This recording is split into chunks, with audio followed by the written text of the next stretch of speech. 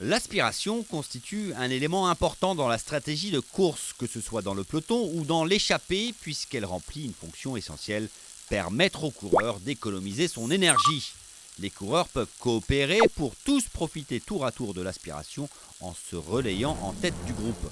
Généralement, la coopération apparaît en tête de course dans les échappées lorsque les coureurs partagent l'ambition de distancer le peloton principal.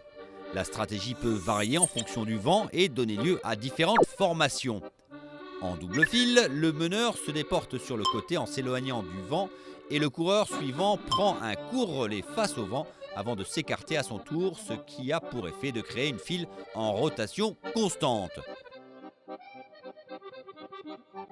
Quand la file indienne rencontre un vent de travers, une bordure se crée qui place la double file dans un angle permettant aux coureurs de trouver un abri naturel.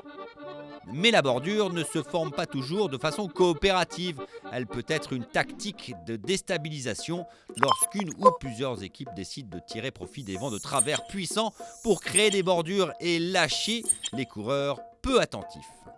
Lorsque des vents de travers surviennent pendant la course, il suffit de quelques coureurs prêts à prendre des relais réguliers et puissants en tête de peloton pour accélérer le rythme. Après quelques minutes, le reste du peloton s'étirera en une longue file indienne. Les coureurs ne sont donc plus protégés du vent et sont obligés de fournir de gros efforts pour rester dans la roue devant eux. Tôt ou tard, l'un des coureurs lâchera la roue de celui qui le précède, ce qui créera une bordure. Il est rare de voir un groupe lâché parvenir à suffisamment s'organiser pour assurer la poursuite. Par conséquent, le groupe de tête peut continuer à vive allure jusqu'à la ligne d'arrivée et s'affronter pour la victoire d'étape.